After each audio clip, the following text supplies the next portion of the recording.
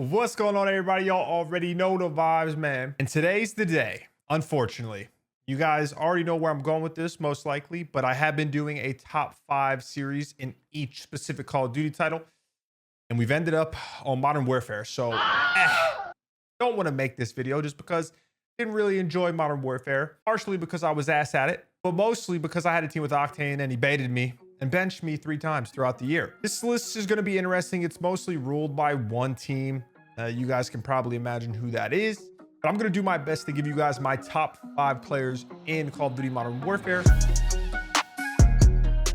But before we do get into the video, guys, I want to drop a couple honorable mentions. I actually have a decent honorable mentions list, and that's just because, like I said, with the pandemic, switching to online is so hard to gauge really how good some of these players were. I mean, they were all great, but like if they were arguably top 5, you know what I'm saying?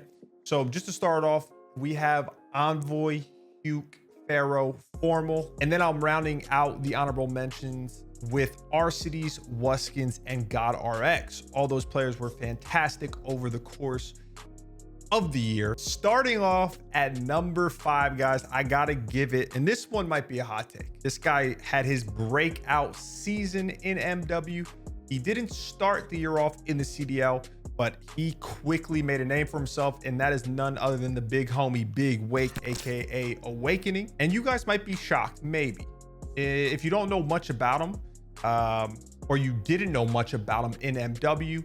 I'm here to explain why I have him in the number 5 spot for my top 5 MW players. Even though he only played about roughly half of the season compared to a lot of the other players, not only in this list, but just in general, he was huge. He was one of the biggest factors of Florida Mutineer's success. He had an overall KD throughout the whole entire, well, half of the entire year of MW of a 1.17 as a flex.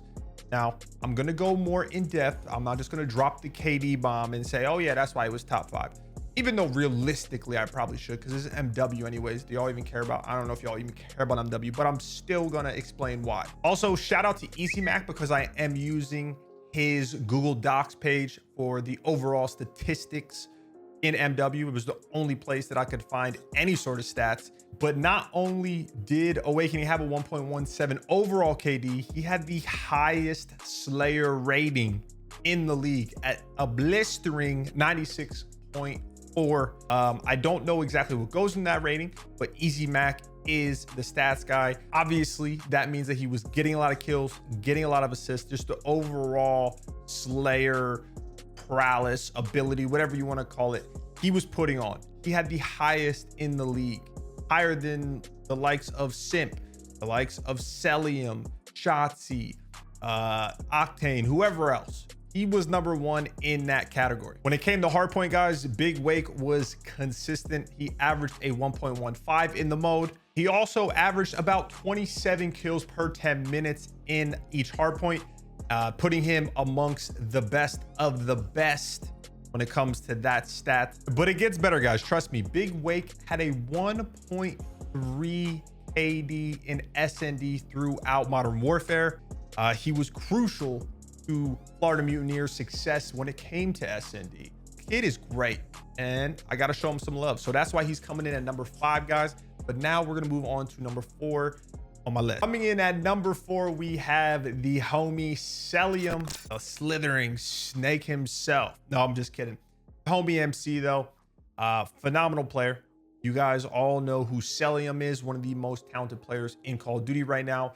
But we're talking about Modern Warfare, and I'll give you guys a quick rundown of his stats, but I kind of want to talk more just about his impact and his play style, because I was able to watch more of him, you know, because he did compete throughout the entirety of the Modern Warfare season. Cellium is also a flex, guys, and throughout the entire year, he had an average overall across every game mode KD of a 1.1 on the dot. He was an absolute savage on the map, and it didn't matter what gun he ran. He can do it all, similar to Awakening. You can put a sub in his hands, you can put an AR in his hands. Didn't matter the game mode. He was phenomenal across the board. But I want to just touch on, like, the kid was a human highlight reel. If you watch MW Cellium, you will see so many clips, whether it be a hard point, whether it be S&D, whether it be domination, where he's clutching up. He's got a pair of cojones on him. Okay, he's doing shit that he shouldn't be able to do, and he's pulling off on a consistent basis. The amount of 1v1 wins, 1v2s, even 1v3s that he was able to kind of make the impossible possible was huge for this FaZe team. Was huge. So while he might not get as much love as Simp, as a OAKBOYZ, if you really were a fan of FaZe or you watched a lot of their series, you would see how impactful he was on the map. The team had a lot of success, you know, one of the best teams in the game. They were the second best team. You could argue them in Empire. Obviously, Empire won champs. Was kind of FaZe in the beginning, Empire towards the end. They really had their number.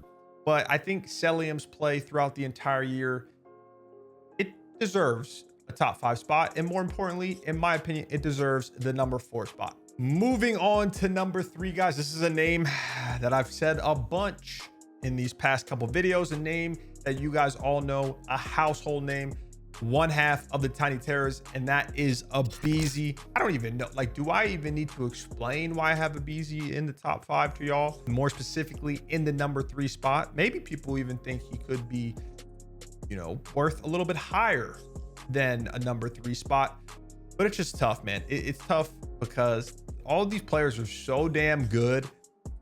Like, you could switch any of them out almost, and you could argue it.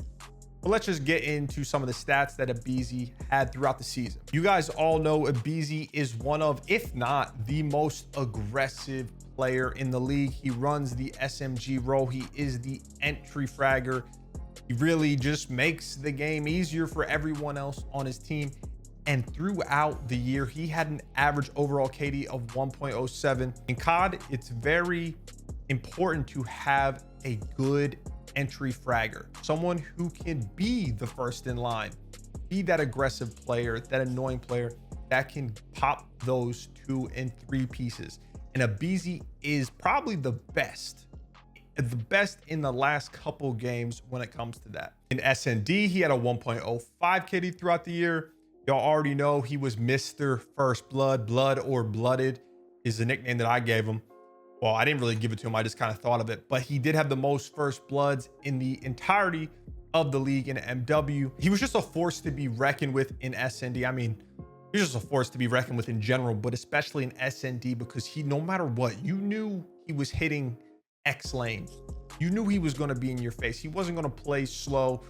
And somehow he still made it work time and time again. And it's not like it just came down to his skill, right? And his talent, obviously, that played a part in it, but it was just his overall game sense, his ability to find the timing, the opening, which is even more mind-blowing because when it's 5v5, it's a lot easier to hold lanes. You know what I'm saying? You have an extra body on the map. And he was still time and time again able to find an opening. His pace for the game, especially in S&D, was phenomenal.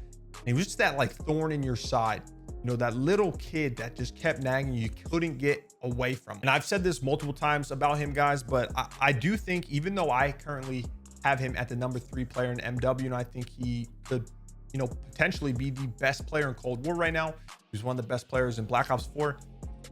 He's rated. People rate OAKBOYZ high, but I also think at the same time, he's underappreciated.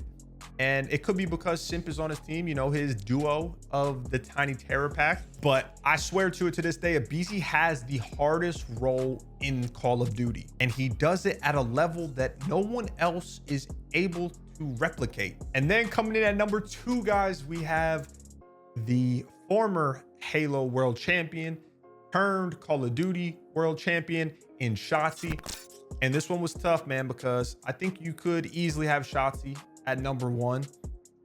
He was phenomenal.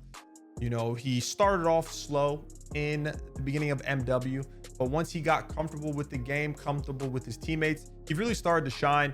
And he was the main reason that Dallas was so damn good. Best movement in MW by far, but the best movement, so fluid, You know what I'm saying? It looked like a work of art watching him move around the map. And he doesn't have unbelievable stats, okay?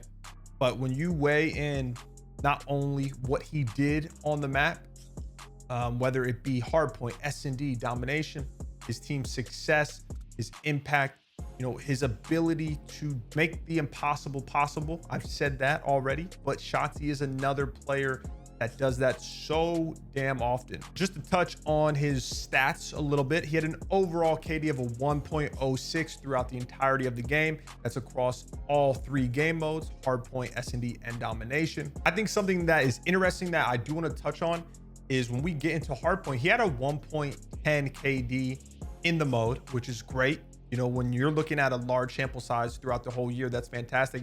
But he also had the most average hill time on his team.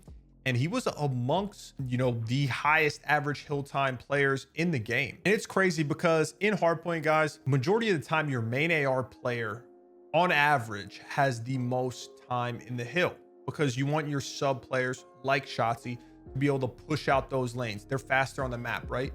Get to that cut first, rotate first because you can rotate quicker.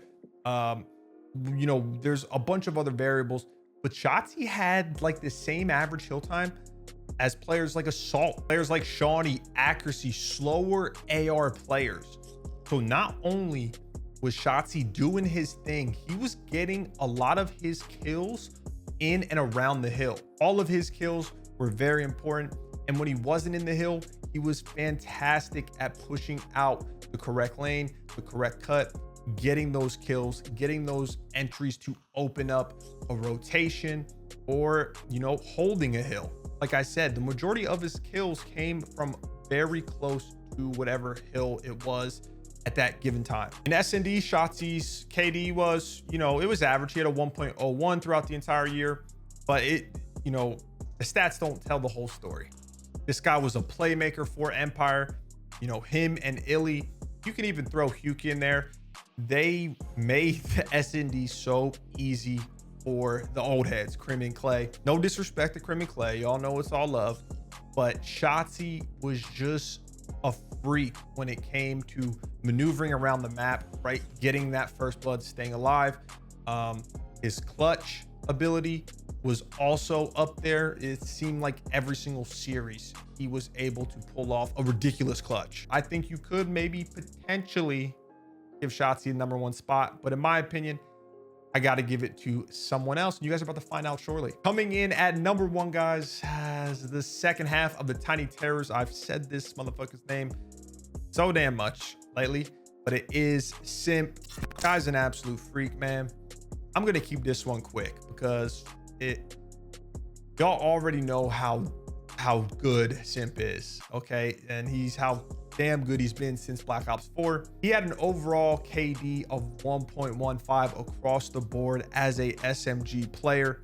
Now, he isn't a super aggressive SMG player, you know, like a BZ, but when you're able to have that high of a KD on average throughout an entire game, you're doing something right with the SMG. You're doing something right.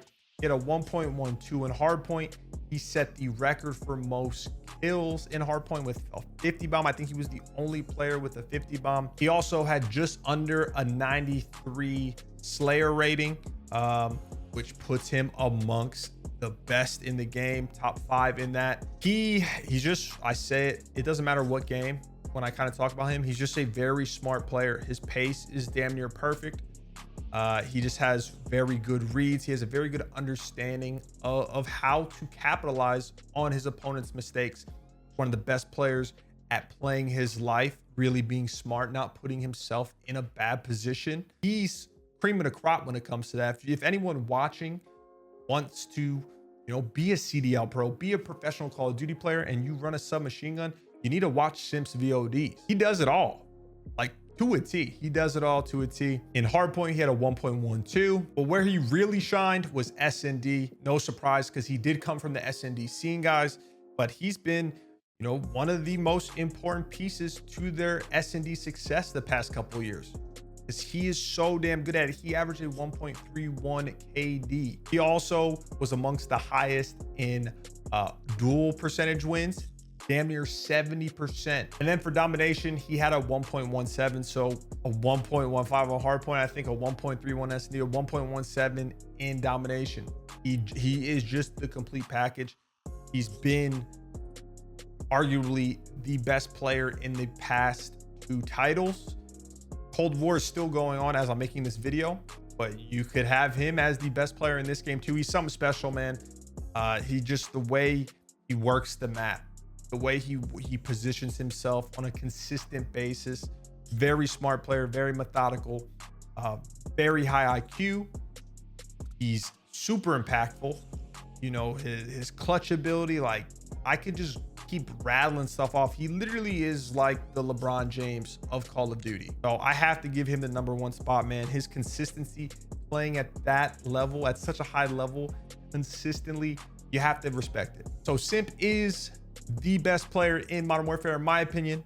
Let me know in the comment section below if you guys agree with the list, or tell me I'm stupid in the comments. Also, I'd appreciate if you guys would let me know what kind of COD videos you want to see in the future. I love just making the vids, man, giving y'all insight, making y'all laugh, whatever the case may be. But until next time, stay safe, stay healthy. The kid is out.